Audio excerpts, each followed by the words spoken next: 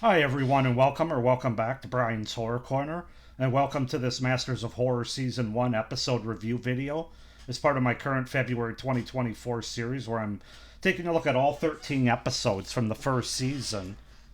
Here we go, of Masters of Horror, doing reviews of all 13 episodes before I rank them all at the end of the month here. So, believe it or not, we have 3 episodes left after this review. We are up to this is the 10th episode that I've reviewed for this series, believe it or not. Not in order, of course.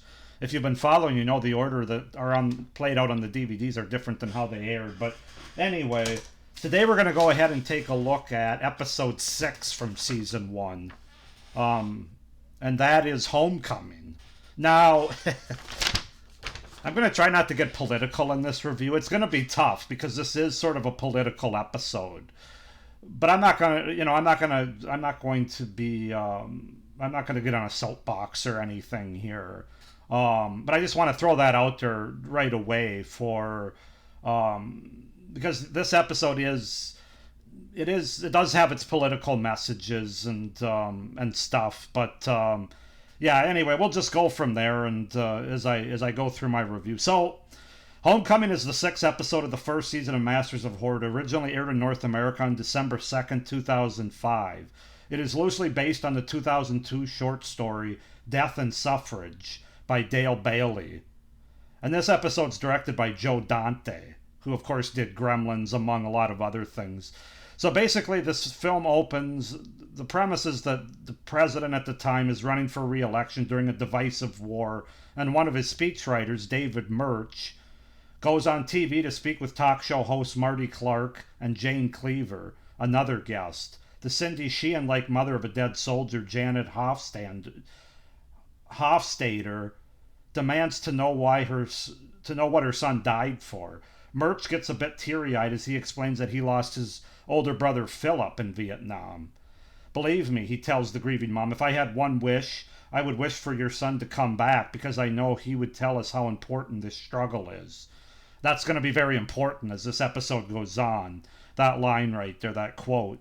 Cleaver is so impressed with Murch's handling of the situation that she takes him out for a drink later, picks his brain, and eventually seduces him. The Karl Rove like Kurt Rand, Dante regular Robert Picardo, who plays him, interrupts their tryst, calling to let Murch know that the president plans to make his line part of his stump speech. Soon the soldiers killed in Iraq actually do start returning from the dead. However, they are not back to feast on the living or even to get revenge on the president and his supporters. They just want a chance to vote in the upcoming election. We'll vote for anyone who ends this war, one explains. So yeah, that's kind of the setup and the premise. Obviously, you can see this episode aired during a specific time with some of the names that I gave away, that actual names of the George Bush administration, George W. Bush administration at the time. As far as the cast goes, we have John Tenney as David Murch, Thea Gill as Jane Cleaver, Wanda Cannon as Kathy Hobart, Terry David Mulligan as Marty Clark, and Robert Picardo as Kurt Rand. So yeah, that's to set up the premise and the cast for episode 6 of season 1 of Masters of Horror, Homecoming.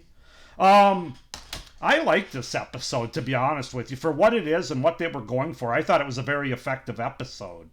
Now, as I said, it's probably not going to work for everybody, and that's going to be one of my cons that we get into when I do my review here, because it's political. It takes a political stance basically in this episode to sort of bring the horror out of that stance. So let's just get into the things that I really liked about the episode. So I actually thought the episode did a really good job of combining political / social commentary about war, of the time especially, as well as the horror concept of the dead rising from the grave, the dead who fought in wars, not just the dead in general, coming back to life.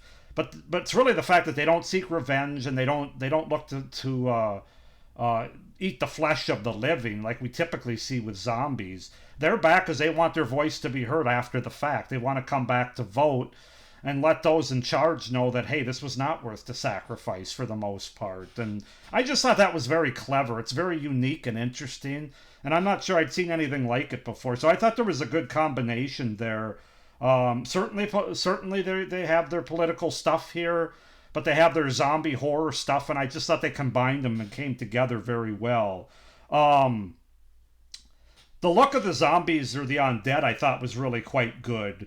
Great practical makeup effects by Greg Nicotero here. They're not the best I've ever seen on zombies, but I've actually seen worse in full length Hollywood movies, so I give them credit for that.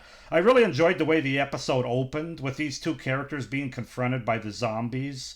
We don't really know anything about them. We just know that they're confronted by them, and they either have to fight them or, you know, that's basically what we see at the beginning of the episode. And then it does one of those reverse where it goes back about 4 weeks, I think it says, and kind of gets us up to date of how they got here and how this episode gets here. Basically, I thought that worked really well for this episode. Frankly, it doesn't always work when they try to do the reverse storytelling, but in this case, I thought it really did, and I thought it was very effective. Added a lot of intrigue and mystery to the overall episode. The performances were really solid as well, especially by John Tenney and Robert Picardo. Those two really stood out for me for different reasons. Obviously, John Tenney, who plays David Murch, he's kind of the character that we focus the most on, that sort of has, I guess if you want to say, the biggest character arc, where initially he's trying to help this administration at the time. He's kind of lying about how his brother died and trying to be sympathetic to this woman that calls up this talk show. And then by the end of it, of course, he's basically joining the zombies and the other side of the equation. So he really does kind of come full circle, and obviously has a very personal attachment that's part of that with his brother. So yeah, his character, and he did a really good job portraying that character. And Robert Picardo, the different reasons there is he played like a real asshole character. Kurt Rand, who's the ultimate, very war hawkish, so we give them bullshit reasons to fight and die, so what? They should be proud of their country anyway, that kind of thing. And it just pisses you off as a viewer, frankly. Most viewers anyway. I don't want to speak for everybody. But he gets his comeuppance, let's say that. But I thought Robert Picardo's a good actor anyway, but he really portrayed that role very well. So yeah, those two really stood out for their performances. Obviously, as I said, this does have a lot of political slash, I would say, more anti-war themes and messages, more than just like one side of the aisle political. Because you can go back 100 years and both sides of the aisle have, they're two sides of the same coin, basically, in my opinion, when it comes to perpetuating and pushing us into wars. All you have to do is look at like the last 3 or 4 major wars that the U.S. has been involved in. So I would say anti-war themes and messages, which I think are pretty effective, especially they were during this time in 2005, 2006, and of course they still, as you could probably take any year since then or before then, they're still relevant today, if you kind of know what's going on in the world. But I thought they did a good job of not being overly heavy-handed with it. I thought it was handled pretty well, but it certainly does make its anti-war point, having passed, really when they have the dead from past wars come out after, they come back and they vote, but then the votes get skewed in the other direction that go against them. Then all of a sudden the undead from all these other wars come out. And of course all these other wars had different sides of the political aisle overseeing them and pushing them at the time. So that's why I don't think it's as I don't think it's as political as it is anti-war. I think that's the strong message here. But yeah, I thought they handled it very well. It could have been a lot more heavy-handed. It could have been a lot more just against one side than the other. It's against one side at the time, for sure. But the fact that they bring these other the dead soldiers from previous wars before this, really kind of wrap that up nicely, and I don't think it's quite as anti one side or the other because of that. And then my final pro is I really like that the zombies or the undead end up dying as soon as they vote. This really hits the point home. It's not like they vote and then they still go on and they're still out there terrorizing people or anything like that. They just come back for their purpose that they wanted to serve, which was to come back and vote a different way than what sent them off to war, when they realized that the sacrifice they made wasn't really on the up and up in a lot of ways. And so I just thought that was a very nice touch that really that really drove the message home that they were going for in this episode. And then another pro that I'm going to add that I didn't have in my notes here is I thought there's a pretty decent twist here at the end where our main character of David Murch, played by John Tenney, we find out that his brother didn't die in war, although his brother was affected by war and actually was going to take his own life. And then his brother, who was a young kid at the time, David, ends up playing no, not cops and what do they call it? I don't have it in my notes here, but basically they're pretending. He finds his gun in the drawer and shoots him a couple times because he thinks it's a toy in a game and that kind of thing. So he actually ends up killing him. I thought that was a nice twist. It sort of brings that character of David Murch full circle with a really nice character arc like I talked earlier about. So yeah, those are my pros for this episode, Homecoming. Getting into my cons, this is more of a general one if you've been watching this review series. There isn't any nudity in this episode. There's really not a lot of blood or gore either, which might surprise you when you consider there's zombies in it. But that's really not what the point of this episode was. So it's really not surprising when you think about it.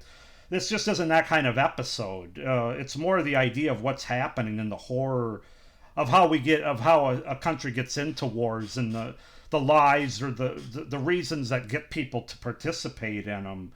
Those administrations that perpetuate the war and the idea that you're patriotic by going to war in different countries and things like that. So I'm just warning you there. It's not so much a con for this episode, but it doesn't have any nudity and it has very little blood and gore. I think at the end you get some blood when the zombies confront those two characters at the end. Let's see. Some of the side characters are really one note. I thought they were really weak, like Jane, Marty, and there's another woman too that works in the administration. She's not listed here under the cast. She's another blonde, not the main blonde, not Jane Cleaver, who was definitely the worst character. God, I was excited when she died. She was even worse than Kurt Rand, in my opinion. Just a complete hawk, just a complete far right.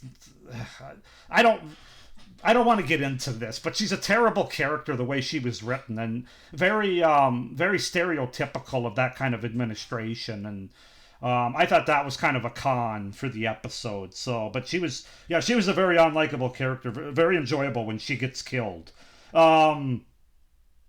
It just doesn't give these side characters enough nuance. I think we're supposed to hate them, but it would have been nice to have a little bit more to them. I would have liked this idea that I'm going to propose here. I think if it were a movie or a longer episode, I would have liked to have seen them explore the zombies that decided not to come back. The soldiers that were dead that didn't come back because they were happy with the sacrifices they made. Maybe having them confront the other zombies, the ones that do come back, that are unhappy and want to vote, and then them getting into a big fight and stuff. I think that would have been really an interesting idea. But again, that's not really what they were going for. So I can respect that. I think for what they were going for, I think they did it very effectively. That's my overall takeaway from this episode. And I'm going to give Homecoming, episode 6 from season 1 of Masters of Horror, a 7.5 out of 10. Not a perfect episode, not a scary episode, although it is horrific as it relates to, especially if you have family members that have gone off to war and things like that. There's definitely a horror aspect to it. But it's not the visceral on-screen horror that you tend to get. It's more based in reality. And that's what makes it so effective. So 7.5 out of 10 for Homecoming, episode 6 of season 1 of Masters of Horror. That aired on December 2nd, 2005. Go ahead and comment down below what you guys think of this episode. I know it could be construed as controversial. Do you think it's too heavy-handed or not? Are you kind of in agreement with me? Did you like it? I'd be curious to hear. Please like this video. Hit the little notification bell down below so you don't miss any of my reviews for this series. 3 left, plus my 4th video, which will be my overall wrap-up and ranking of all 13 episodes. Initially, I was just going to give you my top 5 and bottom 3 of the season, but it's like, so I'm basically dealing with 8 out of 13 episodes. I might as well just rank all of them from 13 to 1 in that order. So that's what I'm going to be doing at the end of February here. But please be sure to subscribe to my channel as well so you don't miss any of my great horror content. Not only the rest of this series, but all the great horror content I have coming out over the rest of the year, frankly. A lot of good ideas rolling around. A lot of content. So with that being said, I hope you guys are enjoying this review series. And as always, stay scared. Bye.